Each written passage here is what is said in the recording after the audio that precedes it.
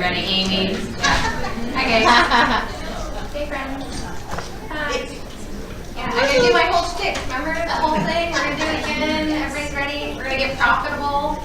All right. So sorry, but I'm gonna make you do it again. You're gonna have to stand up. Come on. You just had a break. I'm not gonna trick you like yesterday. I promise.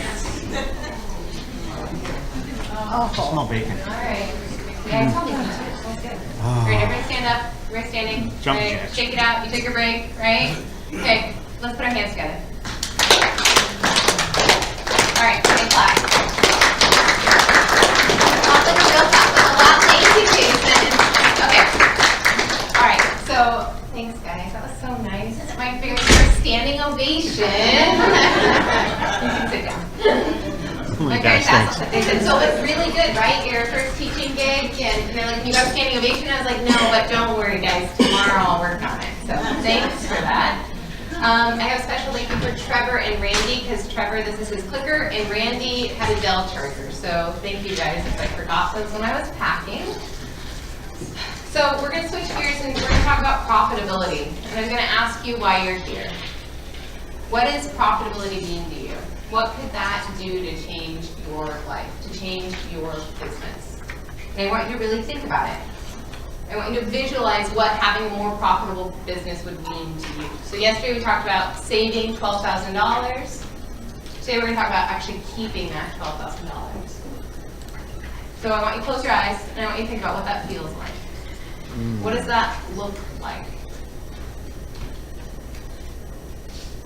All right, you have it? When we do this, that helps us actually remember what we're going to do in our exercise. So now we know what it feels and looks like to have a more profitable business. So I'm Megan. We met yesterday. I'm the founder of Bookkeeping Academy Online. I educate and empower small business owners through knowing their numbers through bookkeeping. I also own an accounting firm, Likes Accounting Company, and I'm the co-owner of a window washing firm. Remember from yesterday, that's the only time I ever washed a window, but it was really clean. I was like Kurt's kids with the weeds. That's me. They were laughing at me because we 10 You look minutes per professional. window. Yeah, in my skirt. It's so funny. Okay, so this is a sign you've been looking for. We're going to learn how to run a more profitable business. So I'm going to fly through this because if you didn't notice, there's 4 pages of notes today. Yesterday we did 2 pages of notes in an hour. So it's going to go even faster than yesterday. Oh no. So there's a new Bitly. I highly recommend you take a picture of this page and you can sign up. Only one person yesterday asked for the recording. In the whole room, only one person asked for it. So take a picture. You're going to want it today, I promise. John, he was looking for the answers after yesterday, and I decided I'll send you the answers. So if you sign up on the Bitly, I'll send you the answers. I'll send you the links, send you the recordings. Take a picture.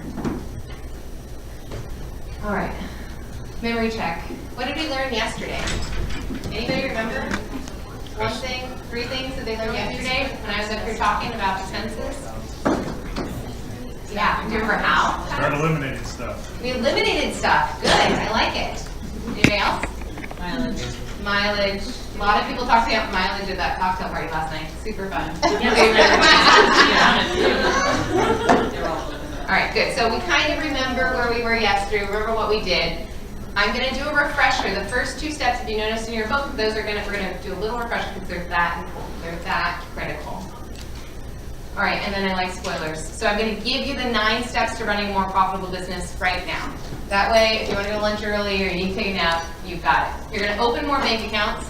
The accountant actually said that. You're going to trim the fat. You're going to pick your favorites. We're going to choose favorites. You're going to play to your strengths. You're going to raise your prices. You're going to streamline your processes. There's going to be some repeats from the past hour, which was really great. We're going to snowball our debt, or we're going to be debt-free like some of my new friends last night. There's some people sitting in this room that are running businesses debt-free, and they're huge businesses. We can do that. We're going to save for rainy days, because winter will come. We're in the window washing business. Rain, that's a real thing. Today, we're only running 1.5 crews. Normally we're running 3, 4. It's raining where we live. And we're going to go to financial freedom. All right, so now the scribbling begins. If you're ready, here we go. Step 1, gave you the spoiler, we're going to open more bank accounts. Now, has anybody read Profit First or heard about Profit First? So we're gonna do, Profit First on Audible is really engaging. Mike Michalowicz, he's a really entertaining guy. He's far funnier than I am, and his audiobook is fantastic. It's 8.5 hours long. We're gonna try and do this in 1 hour. So we're gonna fly through it. But I said we're gonna open more bank accounts. We talked about this yesterday. This is a refresher because it's that critical. We need to keep our business and our personal expenses separate.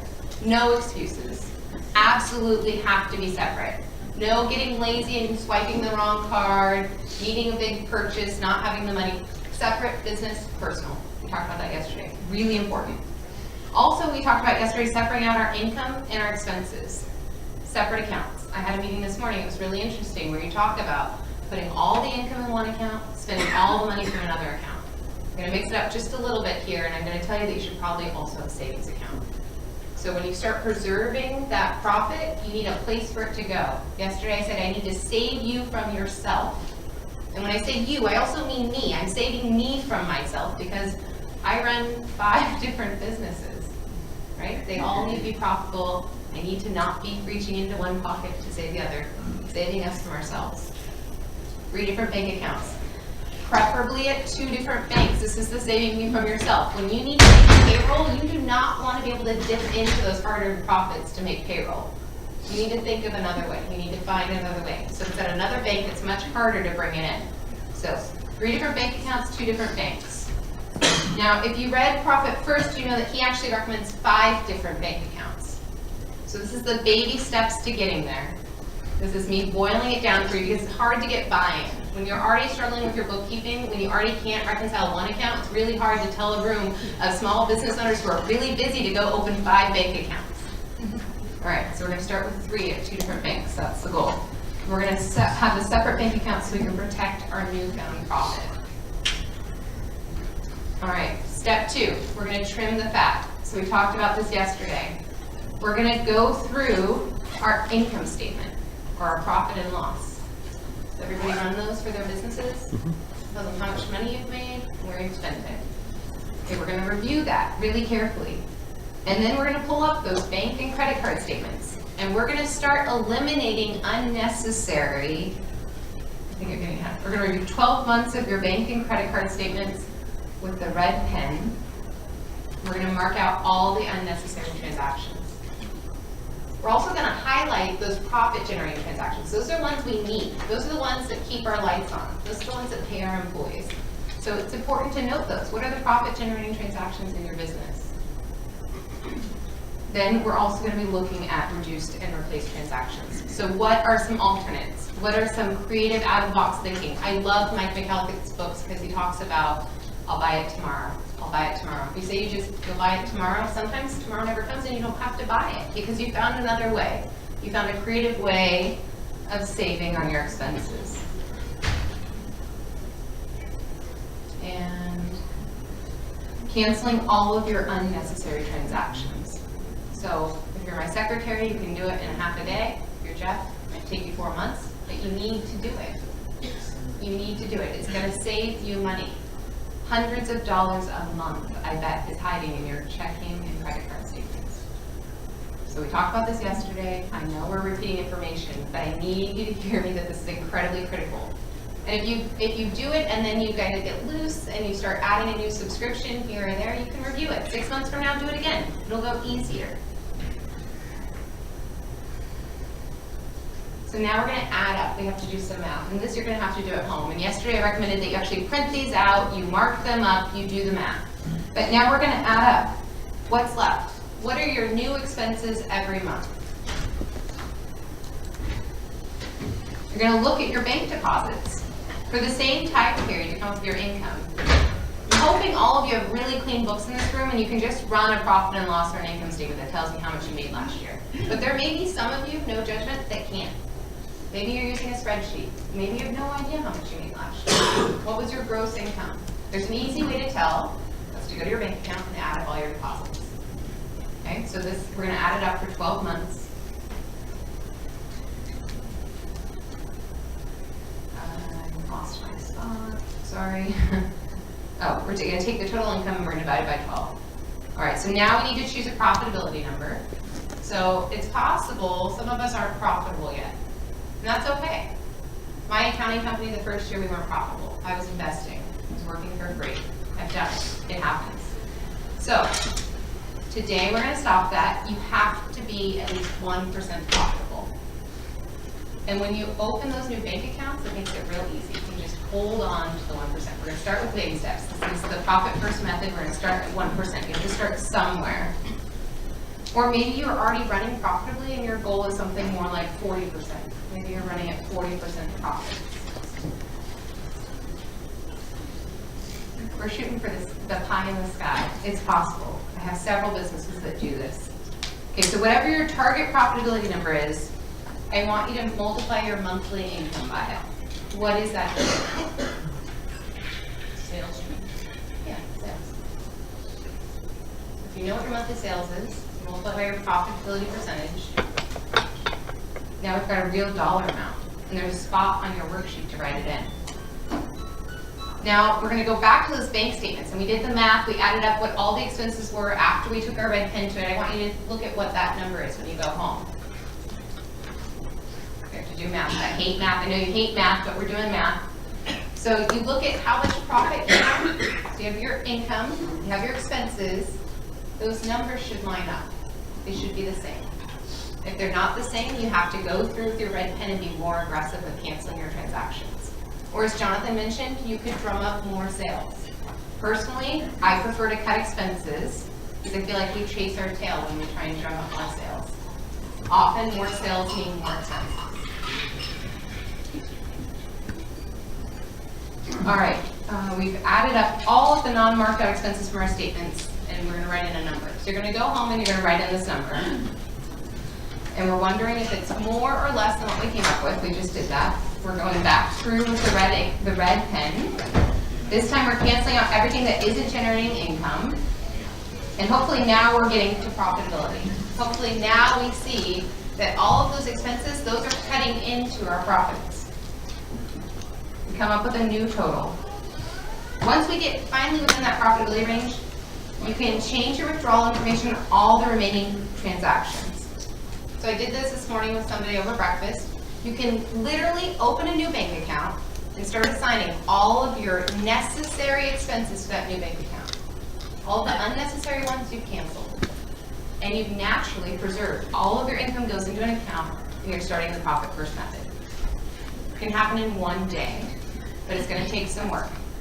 And you can't skip that first step, which is you've got to line out those unnecessary expenses. You've got to find ways to be profitable in your existing business right now. No excuses. All right. This got really serious. Yesterday was really fun. Today seems really serious. All right. Cutting expenses increases your profits. It's that simple. We're going to go to step 3. This one we're going to pick our favorites. So this is fun. Yes, that was all a review of yesterday. This is the fun stuff. So we're picking our favorites. And what do I mean by that? I'm wondering if you know who your good clients are. Who are the clients that you like working for? I'm in the online sales world these days, and we call it our ideal client avatar. And when I think about my accounting practice, I can name my favorite 8 clients. And I picture them when I'm accepting new clients. I think about who do I like working for? Right. How about your bad clients? Who's the one that's always calling for a call back? Who's the one that's never satisfied with how their mirrors look or their baseboards look? They're cleaning. They don't trust your cleaners. They don't trust your company. Picture those people. We all have them, right? Bad clients.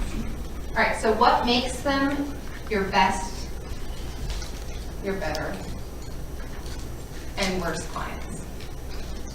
What do you think? We're going to take a minute, we're going to write down the things that define a bad client in our business. There's room to write 3 things that makes a bad client. Maybe they have lots of cats. Maybe they're always haggling with the price. Maybe they're always paying you late. Maybe their house smells like cat urine. My husband hates those clients. Maybe they're a hoarder who should not have a housekeeper. should not have a window washer. All right, did you write down your 3? Okay, I'm gonna have you share that with your partner to the right. Whoever's sitting next to the right, I want you to write down. So I want you to tell them what the 3 thing is. Or left, go left, yeah.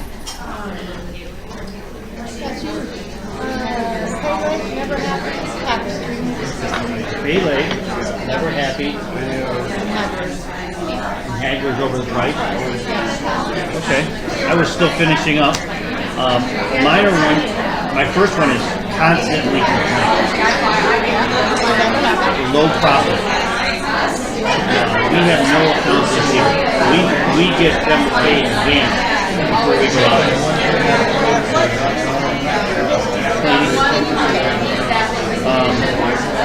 We really don't have any Hagler. I don't even take anything out.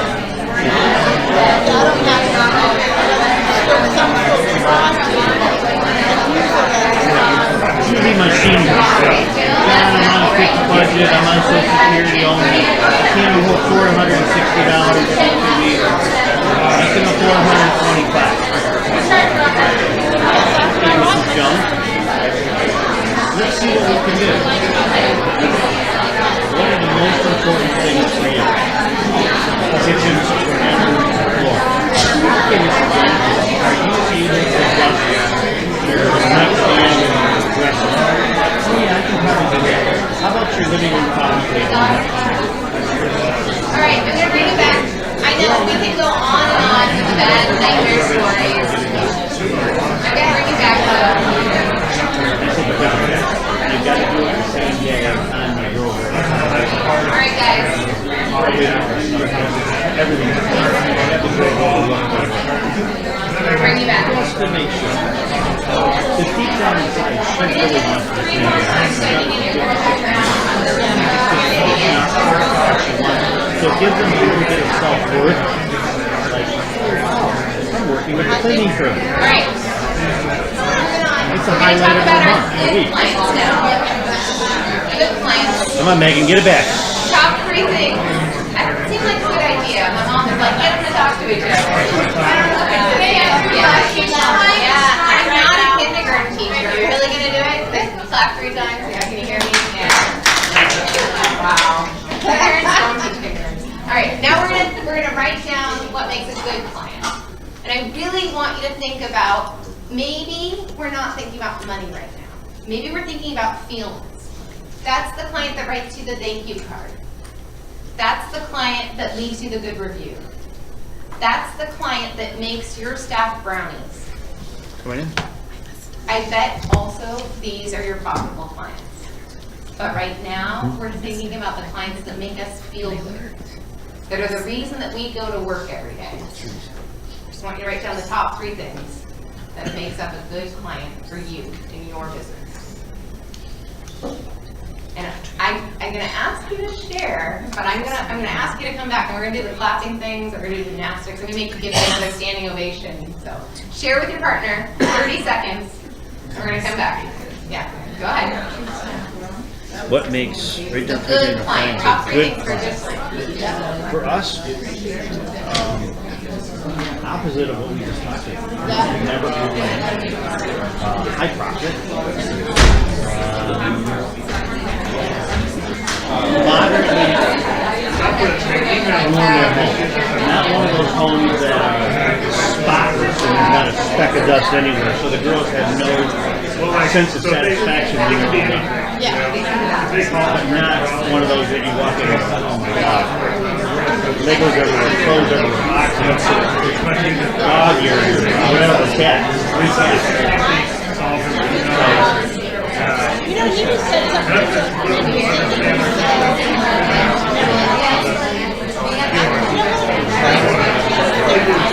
Constant, not never.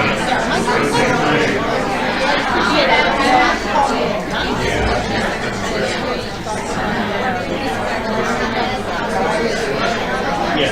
Something like that. So the ones that call you all the time are the petty stuff. All right, this last one's a fun one. Yeah. Last one's really fun. I'm gonna have you write down your favorite 3 clients. I want you to literally write down their first name. I'm gonna look it up. Yeah, you your employees brag about it. Yeah, write down the names of your favorite 3 clients. This is really important because this is going to help us through the rest of the hour. Their first names, write them down. First names of your favorite 3 clients. I'll be the last. Betsy, Joe, Sally. I don't even know her name. You don't know their names? I know she Yeah. does like bugs, but I don't know her name. Do you know where she lives? Yeah. Do you know her dog's name? You should learn those things. My staff knows. Yeah, because you want to, your staff knows, but you should know, right? They love her. You should know her name. It's important. You value her, right? You should know their names. You should be able to write down your favorite 3. Okay, anybody willing to share what they told their partners? Anybody willing to tell me? What might be, yeah, tell me, Martha. Okay, so the things that we think are bad clients, they slow pay, they cancel services, they want to see if They slow pay, they cancel their services last minute, they screw up your schedule, they're disrespectful. they're disrespectful to your staff, they don't see the value. All right. Still a customer.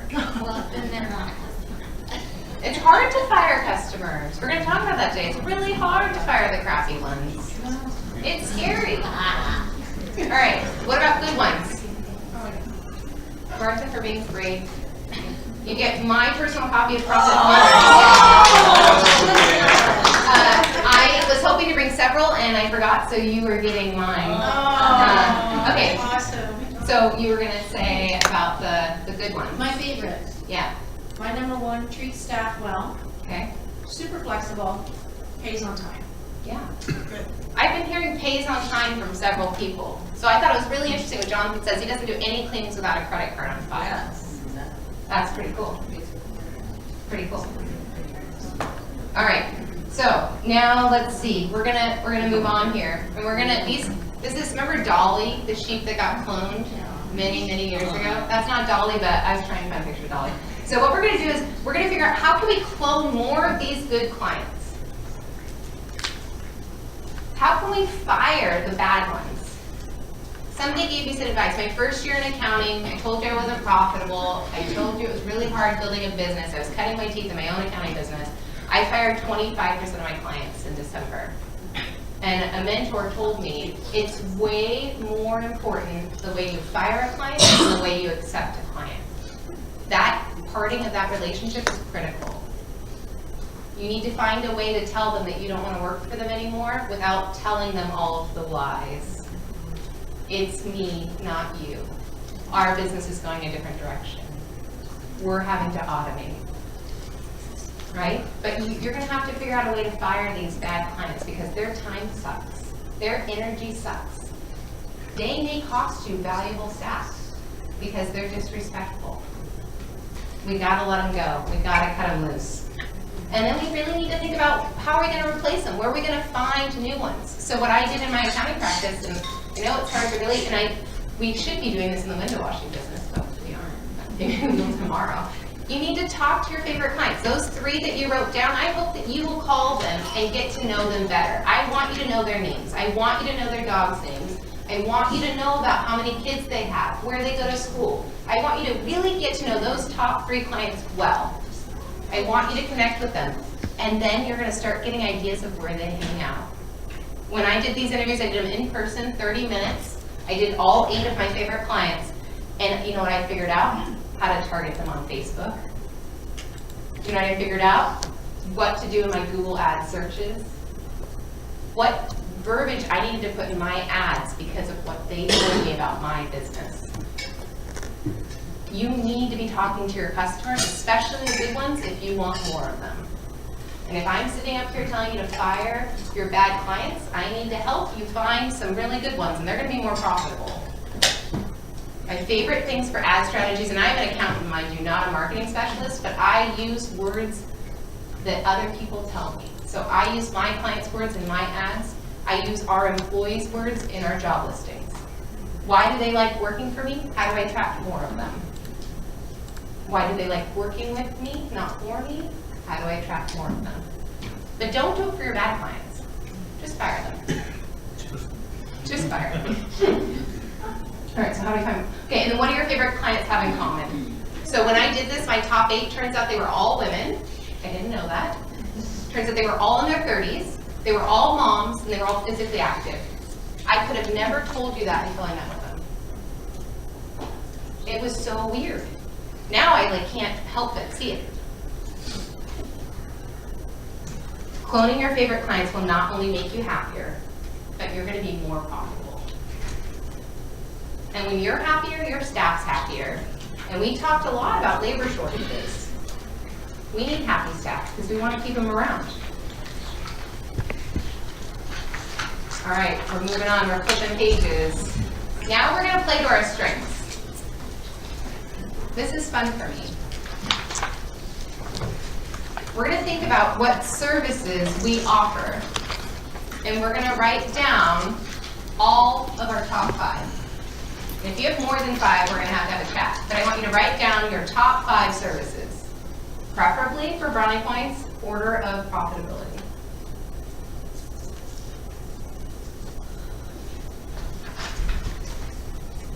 This one-time cleans, this recurring cleans, this move-out cleans, this carpet cleaning. We've been thinking about adding window washing. What is this? What are your services? What does your menu look like on your website?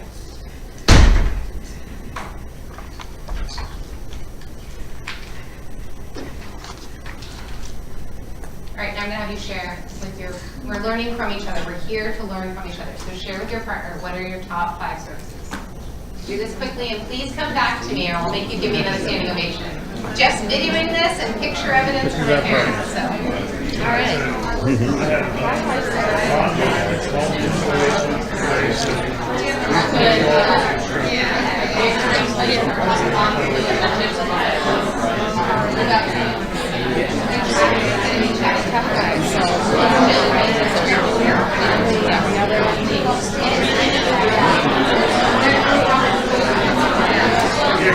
Did you finish yours or no? What are your top 5?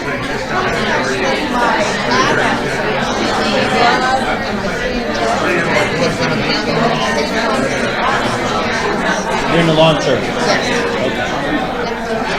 I thought you were in the cleaning business. Okay.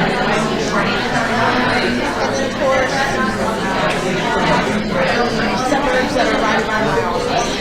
Okay, so close location. That makes all sense. My son used to own a lawn and landscaping business, and sweet fruit and all that. He got burnt out. Sold it off. Went into real estate. Yeah, he'd buy a new $600 backpack blower and he'd watch him throw it in the trailer. He'd buy a $10,000 zero-turn mower, he'd be pulling it out of a ditch a week later. He'd start to be sprinkling, he'd want to go home. He said, enough. He says, I'm tired of running an adult daycare.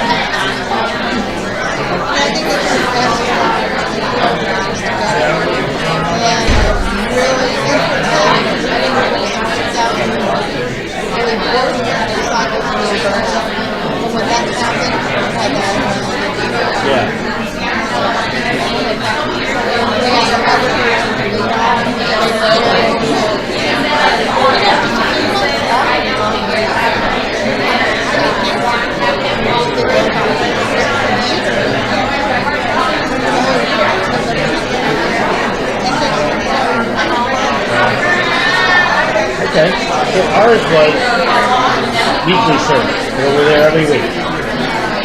Then it would be every 2 weeks would be our second tier.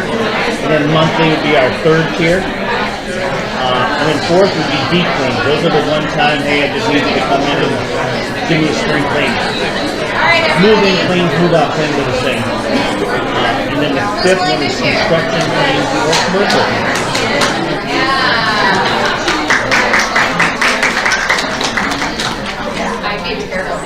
Okay, who's willing to share? I've got another. All right, John, give it to me. Top 5 services. Top 5 would be weekly reoccurring service. Okay. And then bread and butter. Right under that would be bi-weekly. Okay. Right under that would be every 4 weeks. Okay. Fourth would be deep cleans or move out cleans, move in cleans. Okay, Number 5 would be construction cleans or commercial cleans. all right. Which is your favorite? Weekly. This is a code to a free online class that teaches you how to use QuickBooks. Cool. Yeah. Yeah, thank you. All right. So, which of those is your most profitable service? Were you able to put those in order of profitability? Do you know your metrics that well? You should. And sometimes it's just that feeling in your gut. I know it's weird to see an accountant who talks about feelings, but when you're happy, your staff's happy, the payment comes easy, sometimes that's the answer. Those are your profitable services. Let's build businesses around that. So what do you love the most? What do you love doing the most? Maybe you're not doing anymore because we're maybe absentee owners. What do your staff love doing? What do your clients rave about the most? What do they love that you do? So our business name is Jeff Likes Clean Windows, and when people see us around town, even though Jeff doesn't wash windows anymore, they say, he really loves those clean windows, man. He really likes it. What are your clients raving about? What are your reviews saying? Are they talking about your top 5 services? Are they talking about something maybe you forgot to even list? How about your employees? What do they like doing the most? What do they like doing the least? Any idea why?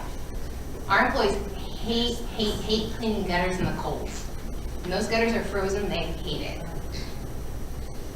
Jason, are you laughing? Because you know, it sucks. I haven't figured out a way around it, but the gutters still need to get cleaned. But what do your employees hate the most? What do they like the most? All right, now we're gonna do this again and think about what is our top service that we currently offer? In that mindset, is it still number 1 that you wrote down? Hopefully it is, but it's okay if it isn't. This is an exercise. We can continue to improve. All right, now when we think about that top service, I'm gonna ask you about your marketplace. Do you have the marketplace for your top service in your area? Are you the go-to person for weekly cleaning?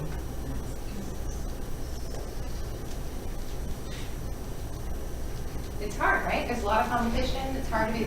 So is there a way to make yourself the go-to service for weekly cleaning? Or the go-to service for weekly cleaning in this particular neighborhood? Or the go-to service for weekly cleaning in this particular type of house?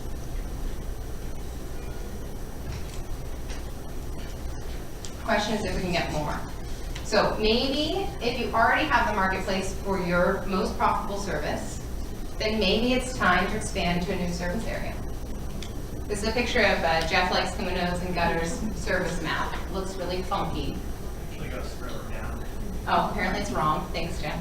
But it gets funky. Jeff hates Sacramento. Jeff doesn't want to go to Sacramento, so we don't go to Sacramento. Jeff wants to go west. Apparently goes all the way to Fairfield now. Okay? But every time we feel like we've got a market share doing what we love and we know is profitable, then we add a new market. All right, maybe it means a new marketing strategy. Maybe after you've called your top 3 clients and learned more about them, felt more about what they like, what they're looking for, where they hang out, maybe now you know that we gotta go to Instagram. I hate Instagram. I hate Facebook Live. But if that's where our people are hanging out, maybe that's the thing you're gonna learn this year. And that's probably easier and cheaper than going to a new market, buying a new vehicle. Just learning something new. Maybe it's as easy as talking. Just talking about your favorite service. It's incredible. When you start talking about how you love weekly cleans, you're gonna start attracting more weekly cleans. But if you're talking about one-time cleans, you're gonna attract one-time cleans. So talking about it more, and talking about it to your favorite clients. Because guess what? Their friends are your favorite clients. My dad has this saying, and I think it came from an old school book that probably Michael knows, but it's like, always be asking, never stop closing. Is that right? Yeah. Did I get backwards? Always be closing. Always, ABC, always be closing, never stop asking. That feels weird, right? Because we're in the service cleaning industry. But everybody should know what you love to do. I love to help small business owners. My entire practice is around small business owners. If you don't own a small business, I'm not your accountant. I'm okay with that. You own a rental property, I've got a referral for you. You have a C corporation, I've got a referral for you. So know what you love, know what you're good at, know what you're talking about, and talk about it all the time. All right, so talking to your favorite clients about the service more. Playing to your strengths so that you make more money. You're really gonna make more money when you do the things you love. And you're gonna have more clients.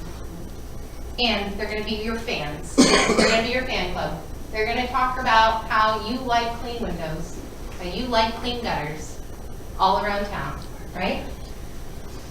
They're gonna become your walking billboards. They can't help but tell their friends about how great you are because you love your job and you love what you do. Your people love what they do because you built a business around what your employees are saying, what you're feeling.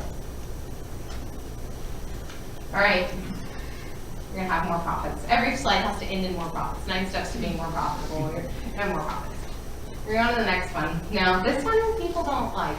And this is where the naysayers come out and they tell me they can't do it. Doesn't work for them. All right, so if we are really getting into our most profitable service, the thing that we love, our employees love, our clients love, it's time to raise our prices. So Jeff, when he switched to Responsibid last year, he raised his prices 25%. He didn't lose a single client. We're going to talk a lot about prices here. So when was the last time you reviewed your prices? Really reviewed them, like printed them out and looked at them. We're not talking about the exceptions, we're talking about your strengths. We're talking about your core 5 services. When was the last time you looked at that price list? How about the last time you increased your prices? So when we raised our prices 25%, and the last time we raised them was 8 years ago. Oops. We were expecting a full-blown exodus of clients because that was our fault. We screwed up.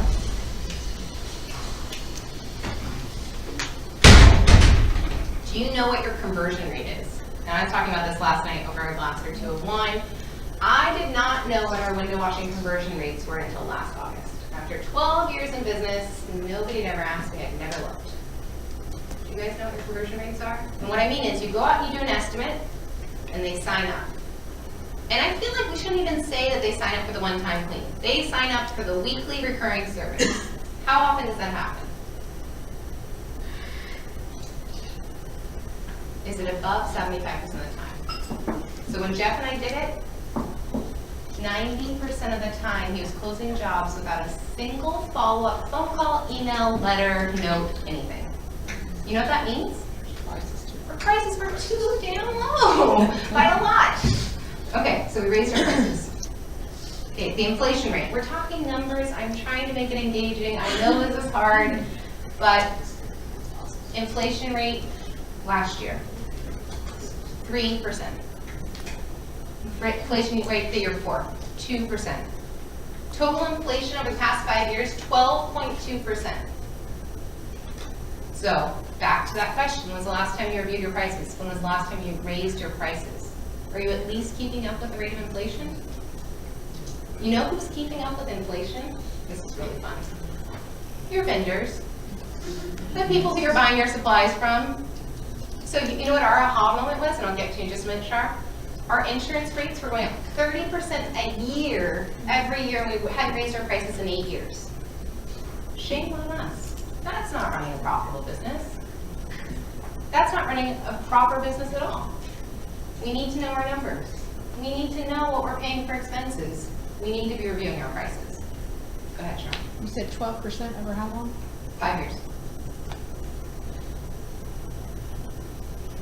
And I use 5 years because I have a feeling there's some people sitting in this room who haven't reviewed their prices in 5 years.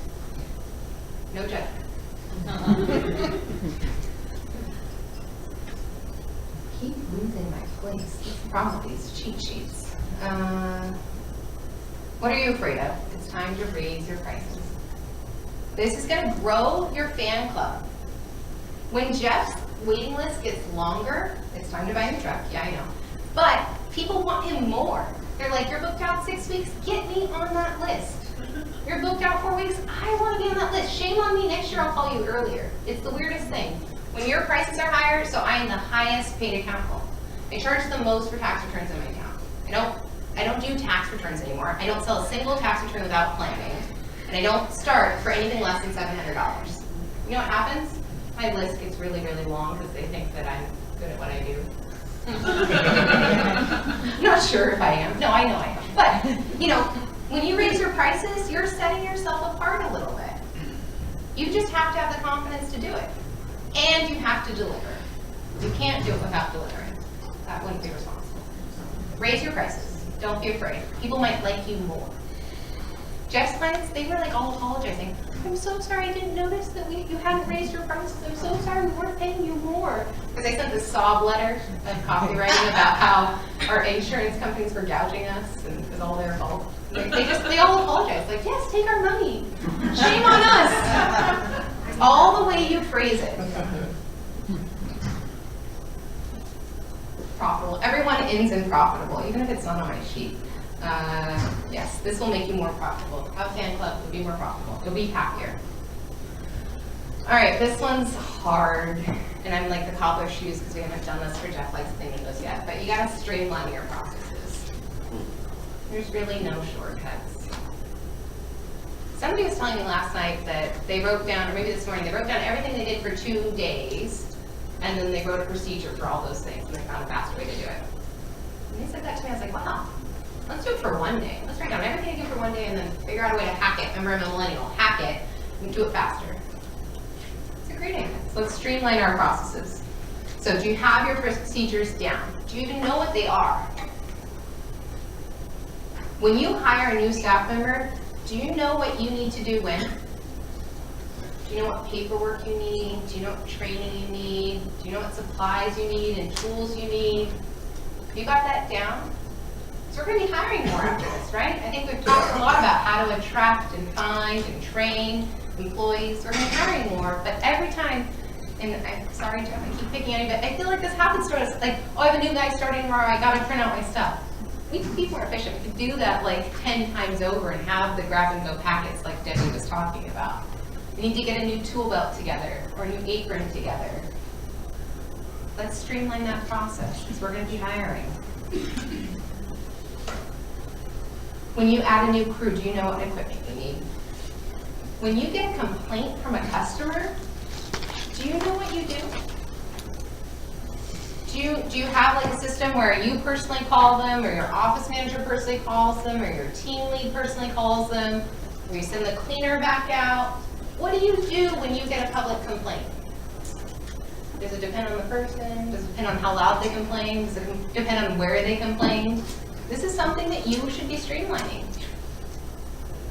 It's gonna happen. People are gonna complain. What do you do with the employee? When that quality-driven review comes back and it's got your employee's name on it, what do you do? Do you coach them? Do you shame them? Do you not tell them? What do you do? Trevor's mumbling. Do you want to tell me what you do? It does depend on the complaint. So you want to give us an example? If they did a fantastic job, but we missed 3 specks of dust on the windows, I'm not going to tell them, I'm not going to do a little more. But if they missed the entire room, they're sure. So if it's 3 specks of dust, he doesn't even tell you it happens. If you miss a whole room, that's it. That's a teaching moment, right? What if they do it twice? What if he misses the whole room or she misses the whole room twice?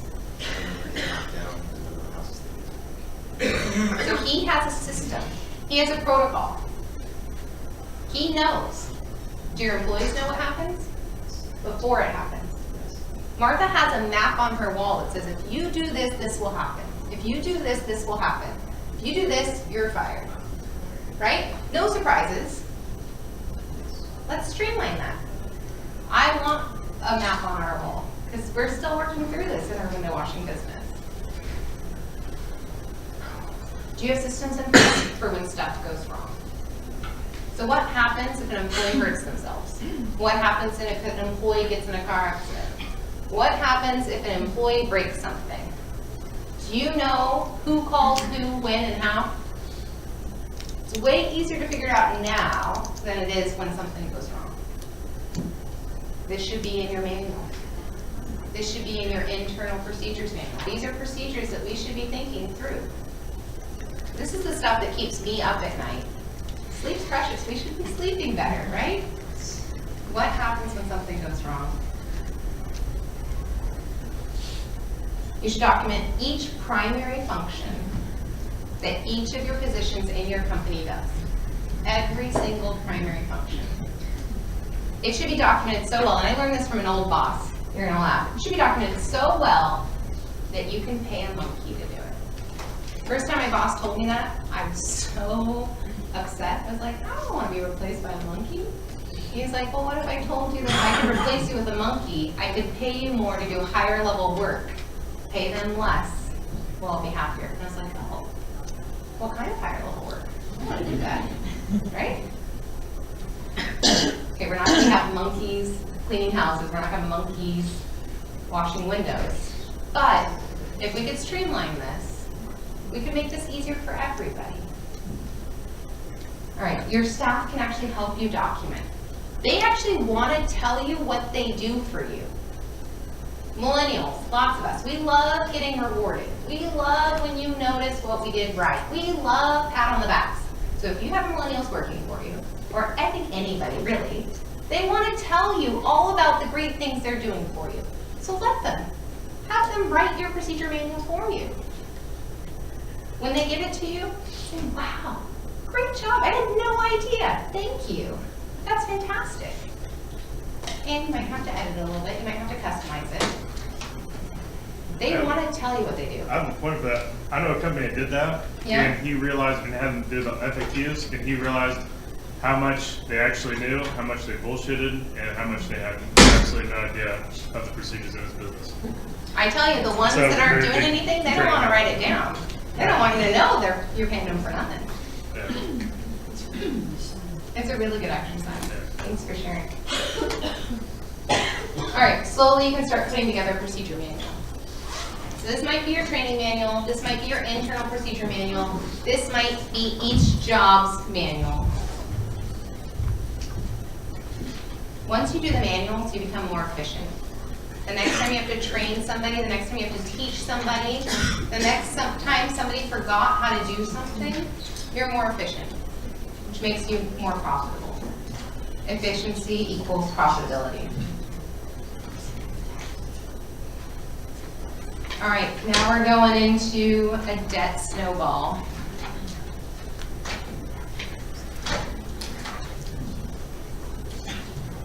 Ready?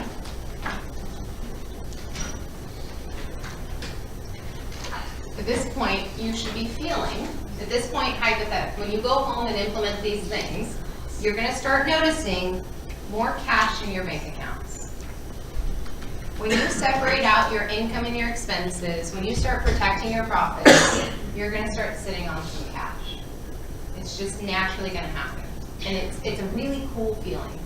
I was talking this morning at breakfast, and the first time this started happening with Jeff's business, I would make him pull up the bank accounts and I'd be like, let me see it again. Right? We've never sat on that kind of cash before. It felt so good because we've been working really hard and finally we could see it when we looked at the bank accounts. Let me see that again. I still kind of do that sometimes. It's addictive. Okay, so we're sitting on our cash, but what does our balance sheet look like? I had a discussion with somebody yesterday. Do we even know what a balance sheet is? Anybody? One of my smarties in the corner, you want to tell us what a balance sheet is? Sarah, model student, you don't want to tell me?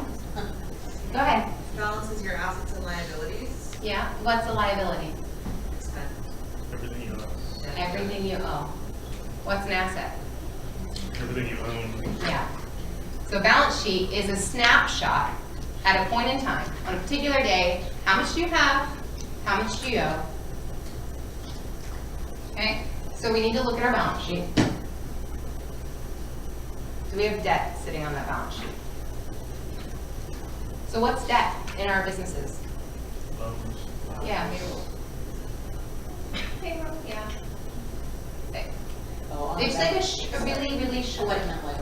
Yeah, same, but payroll, like, that's when you pay your employees and you don't have to pay the government their taxes for a week. So it's a really short-term liability. I'm thinking more like your vehicle loans, your lines of credit, your credit cards. These are liabilities that are sitting on your balance sheet that you owe other people money. You had to borrow at some point when you weren't profitable, and you're gonna have to pay it back. The place that tells us about that is our balance sheet. QuickBooks will do a balance sheet for you, using QuickBooks. Spreadsheets will not do a balance sheet for you. Sorry, not looking at you. All my spreadsheet people sitting in the audience. All right, so do you still have some debts? Are your debts growing? When you run this balance sheet every month, are those debts getting higher every month? They should not be. When they're growing, that means that you're running in the red, right? Because you're still having to make payroll, so you're borrowing to make payroll. You do not want your debts to be growing. Your debts are growing, it's time to go back to step 2 and cut some more expenses. Stop the bleeding. You have to be profitable. Otherwise, you're working for free. Why are you doing this? All right, once you get your cash flow positive, once we figured out that our income is more than our expenses and we're guarding our profits, then it's time to put a freeze on the debt. No more debt. No more excuses. No more bleeding. No more borrowing. We are only going to spend what we make. You're going to commit to that. Once you do that, you can actually start slaying the debt. And it's so fun to start slaying the debt. I had a client in my office the other day, she's an optometrist, and she was so excited to tell me about how much debt she'd paid off since she met with me last. She was just thrilled because she wanted to get out of debt. Medical school, that's a really big debt for an optometrist. All right.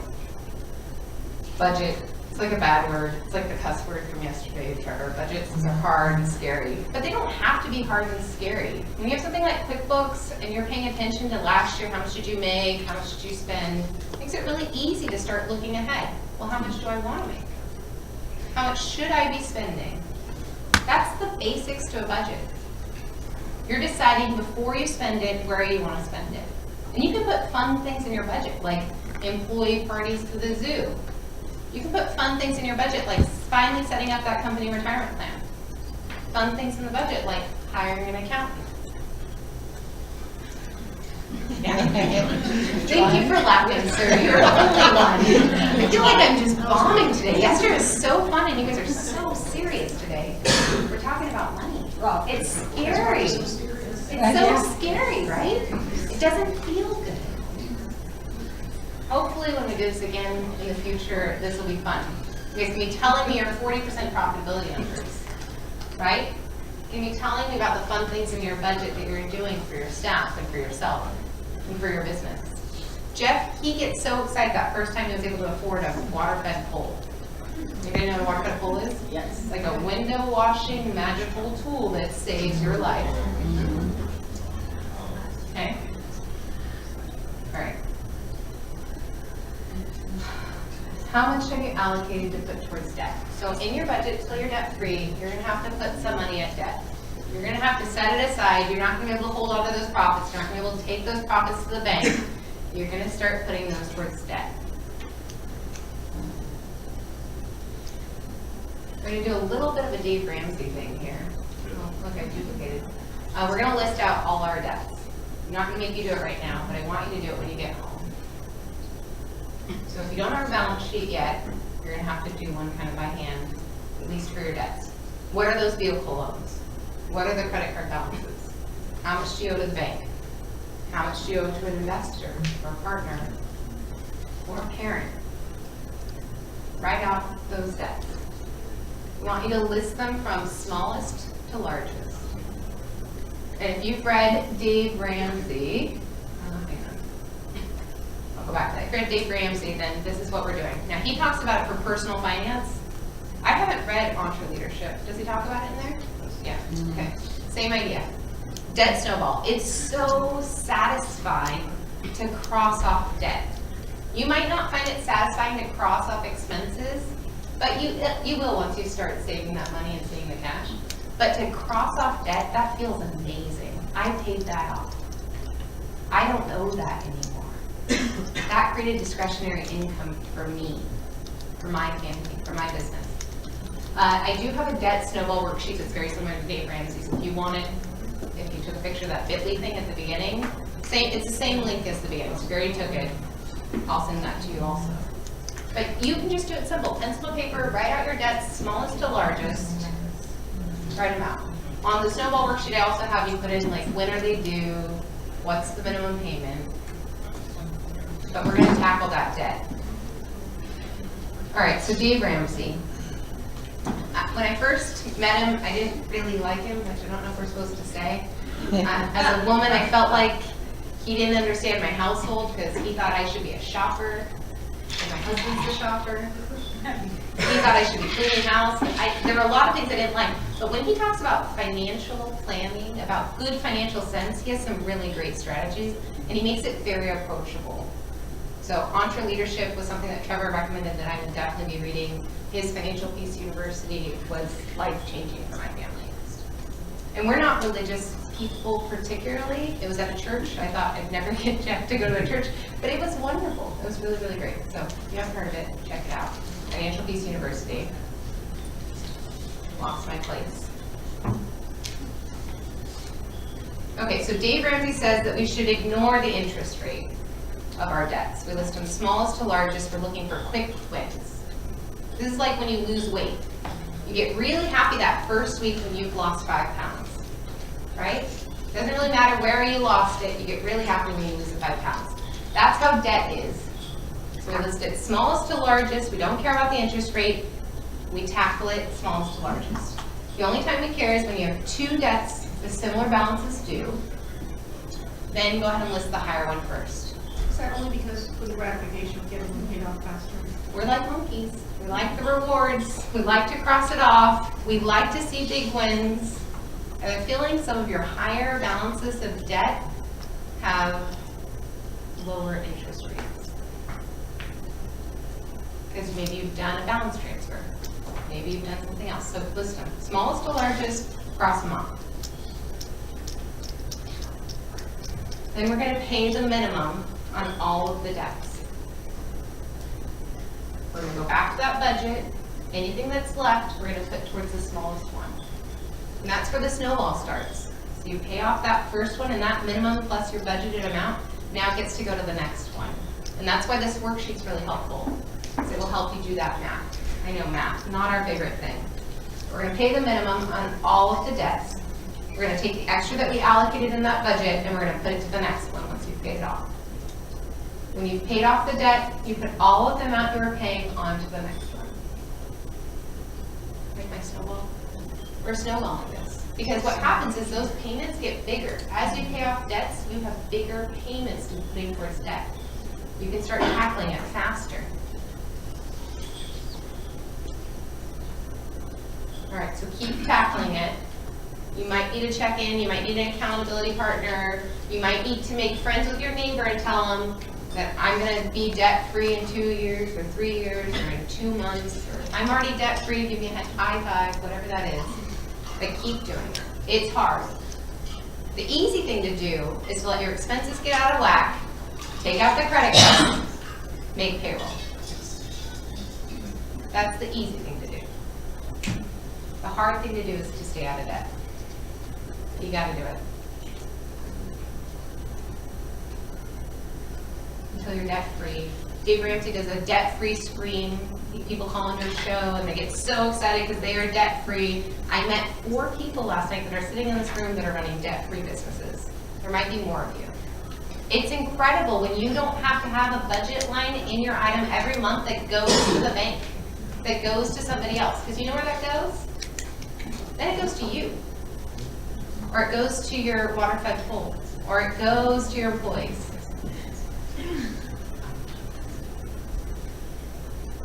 And then you become more profitable. So technically eliminating debt doesn't increase profits, but it does build wealth. Okay, so once we're debt-free, and I'm like mixing up Prop First, Dave Ramsey, all these weird things, but once you're debt-free, then you can start really saving for a rainy day.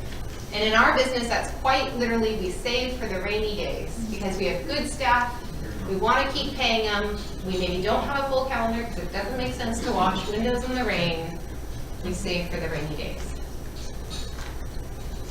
So once you're debt-free, all of the amounts you were putting towards debts are now discretionary. You have a couple of choices of what you can do with that discretionary funds. I think we're looking for a hybrid. I think we're trying to figure out what works for us and for our business and for our nature, our habits. We're trying to figure out a hybrid of what we want to do with all that extra money in our budget. So you can pay yourself more. That's one option. Sounds pretty good, right? Give yourself a raise. You can save more. Save for those rainy days. You can put more towards your business. You can start reinvesting in your business, upgrading some of your equipment. Stop buying the cheap tools that break down. You can afford to buy the better ones, the better brushes. I highly recommend saving for your taxes. It is really hard to be behind on your taxes. It is a really hard thing to get caught up from. We have like a perpetual problem where we go on this thing called extension, and we think that that means we're extending the amount we owe. Then we file in October or September, and now we're behind in the current year too. There's going to be a year where you're going to have to catch up and you have to pay double taxes, and that's really hard to do. So before we pay ourselves more, before we really start saving for rainy days, I tell my clients you need to be saving for your taxes. Is that one of the bank accounts that you want? It is. In Profit First, there's a tax savings account. And he's really radical about it. And I keep looking at you because I know you love reading. And we're going to hear from you tomorrow, I think, about some of this stuff. But Michael, in the corner. He's really radical about it. I don't know if I entirely agree with everything he says as a tax accountant, but I've been a naysayer for a while, so I'm trying to buy in. He thinks that you should be saving in your business, regardless of what type it is, for all of your personal taxes. But you have to save for your taxes. I haven't pulled out weekly. You have it pulled out weekly from your business? Yeah. Are you behind? I was behind, and that's what made me go into this. Yeah. Yeah. Yeah, I talked to somebody yesterday, she said, I became an S Corp so that I could start saving for my taxes. Saving us from ourselves, right? When you start paying wages, then you have withholding. That's kind of a radical way. It's not really the best tax strategy necessarily, but we have to pay our taxes. And some of you might not be paying taxes because you're not profitable yet. That's possible. I talked to somebody yesterday and they're like, I want a tax accountant who shows me how to pay no taxes. I was like, well, I'm the tax accountant that shows you how to pay more in taxes. You know why? Because you make more money. I'm going to show you how to make more money, how to save for your taxes and not be afraid of those tax bills, because we planned for it. I tell the story, and I don't know how I'm doing on time. I'm 9 minutes over. Real quick, the story of my client, and she went out on her own. She was terrified. She was not in the cleaning service industry. We started a savings plan for her taxes. We started a payment plan for paying herself. At the end of the year, I guessed high, because that's what I always do, right? I guessed high on her tax bill. She had some extra money. She took her family to Disneyland. She tells everybody that story. She's like, I got a bonus because I saved for my taxes and my bill was less than I expected. All right, so we're saving for our taxes. Profit First says 15% of gross. I recommend talking to your accountant. I think everybody's going to have a different percentage in this room. We've already said we're sophisticated business owners. You're going to talk to your accountant. What should I be saving for taxes? Profit First says gross, 15% of gross. But that's because it's paying your personal too, so if you're like an LLC or something, it's going to pass through anyway, so he's just letting the business take care of it. And I got in trouble because I gave some bad advice yesterday about LLCs and S Corps, and so I very much apologize for that, by the way. I accepted your apology. I'm very glad that you did. Talk to your accountant, talk to your attorney. Every state's different. Every state's different. And every situation's different. Gross, net. But the point is, come up with a system and do it. If you don't want to pay to talk to your accountant, then do 15% of gross. Right? I know. It's better than nothing. All right, here's our rainy day one. We're almost through this. I recommend saving for your future. Retirement. We talked yesterday about our retirement plan. Now, I don't know if we can, if we're doing Kyle's strategy over there, like, you're in good shape for saving for retirement, right? You've got a plan. You're ready. Can we call you out? Sure, go ahead. Okay, anybody know how old Kyle is? 23. 25. Careful. So he's 22. 25. I'm kidding. Okay. And when are you going to retire, Kyle? I wish tomorrow. Okay, but let's be realistic. My goal is to be pretty much retired at 25. Did everybody hear that? 35 years old. This man is a genius. He's not going to get there by accident. He's not just going blindly, saving willy-nilly, spending willy-nilly. He has a plan. He is saving for his retirement. That's my traveling son. So That's your traveling son. Yeah. So just come up with a plan. 1% as a starting point. 10% starting point. I said 25%. Sorry, Martha, I'm almost done. I said it'd go long. I recommend starting a savings account. So this is the third account that we mentioned. I want this one at a separate bank, saving you from yourself, putting all that hard-earned profit into a separate account. Recommend saving 1 to 3 months worth of expenses for a rainy day in your business. That is a bare minimum. Once you are debt-free, that can build up pretty quickly. You don't want to worry about payroll anymore. You don't want to worry about rainy days and losing your good guys, your good girls. About the cleaning service, what causes a slow day? Well, Kurt told the story, everybody canceled, right? That can be stressful when you're short on cash and it's payroll week, if everybody cancels. Save for the rainy day. You should definitely give yourself a reward for all your hard work. Profit First talks about that. Even if you're debt, you have to give yourself a 1% reward. Even if it's a nice dinner at McDonald's, you gotta celebrate that hard work. Saving from a rainy day prevents future accumulation of debt. Yes? The payroll, how many payroll do you have to have in the bank in order, to, it's like a cushion? I say 1 to 3 months. So that's my payroll, 3 months of all expenses. all expenses. That's your goal. You'll start making different decisions in your business when you have 3 months of cash that you're sitting on. You will fire those crappy clients. You laugh, but it's remarkable. You don't need them to make payroll. All right, here's our preserving your hard-earned profits. Every slide ends in profits. All right, last step, financial freedom. We love this. So Jason saying yes? Kyle saying yes? The world's your oyster. I literally have this as a sign on my wall. You guys can do anything. You can run in the red, you can run profitable, you can do whatever you want in your business. But this is the way that I found to be most satisfying. This is the way that I have happy clients who love what they do. I think you all love what you do, or you did at some point. Right? Let's get back there. What will you do with financial freedom? I don't want you to stop. We're gonna go have lunch. It's been a long morning. Don't want you to stop. Sometimes you might need a refresher.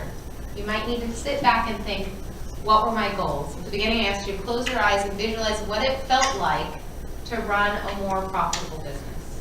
What does that look like to you? Keep thinking about that. Stay true to that. Make that happen.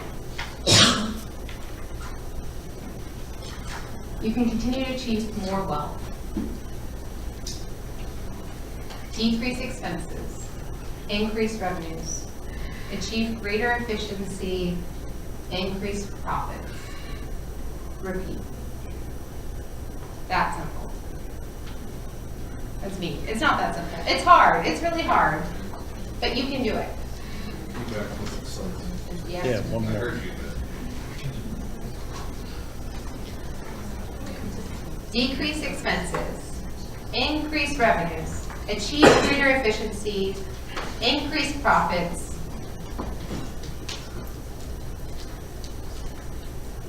repeat.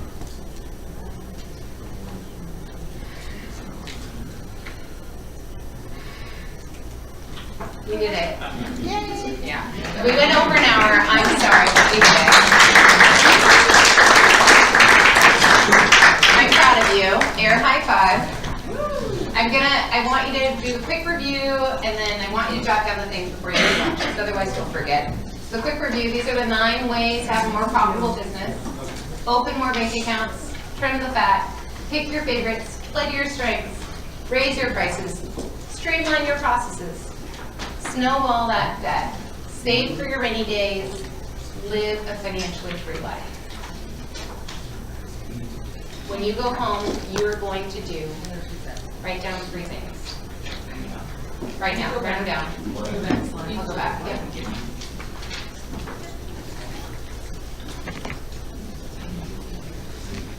What's your profit number going to be when you get home? It better be at least 1%. There's got to be at least a 1 there. If you're already at the 1, maybe it's 10, maybe it's 20, maybe it's 30 or 40. I'd love to see a 50% cleaning business. I haven't yet, but that doesn't mean you can't.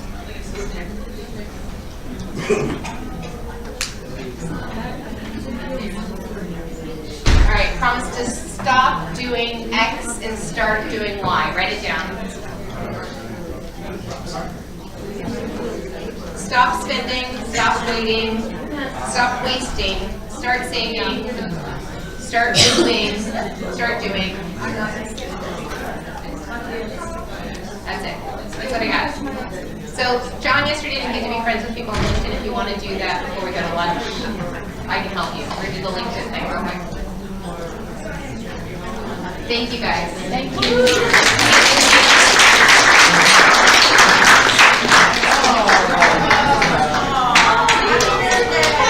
That's for you.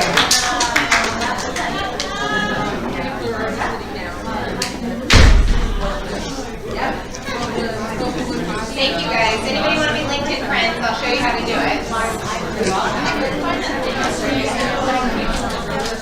Yeah, hold up.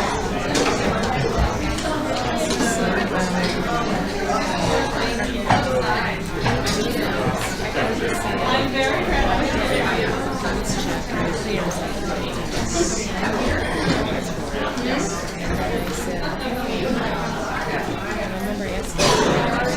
you.